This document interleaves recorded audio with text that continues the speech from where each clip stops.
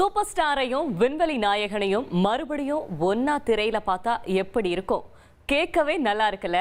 காலம் கைகூடி வரப்போகுதுங்க.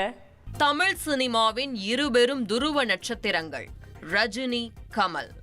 1970 காலகட்டம். இரு துடிப்பான இளைஞர்கள் இந்திய சினிமாவையே திரும்பி பார்க்க வைத்தனர்.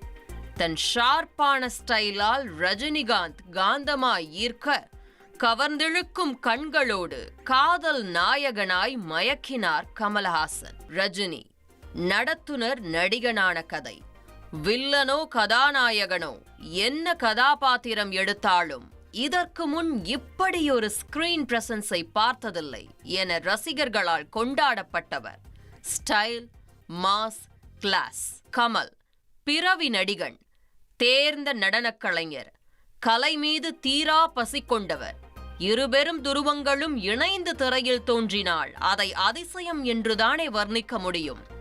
அபூர்வ ராகங்கள், அபூர்வ மனிதனான ரஜினியின் அறிமுக படம்.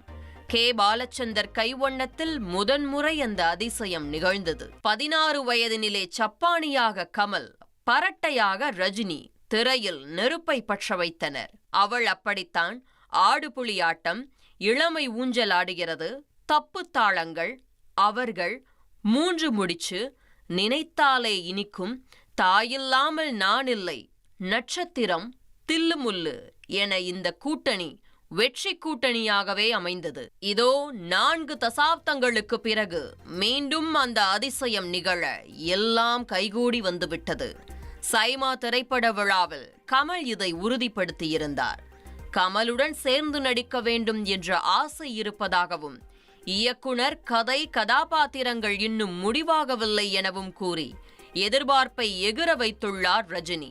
மீண்டும் ரஜினி கமல் கூட்டணியை திரையில் காணும் பொன்னாளுக்காக ரசிகர்கள் ஆவலுடன் காத்திருக்கின்றனர்.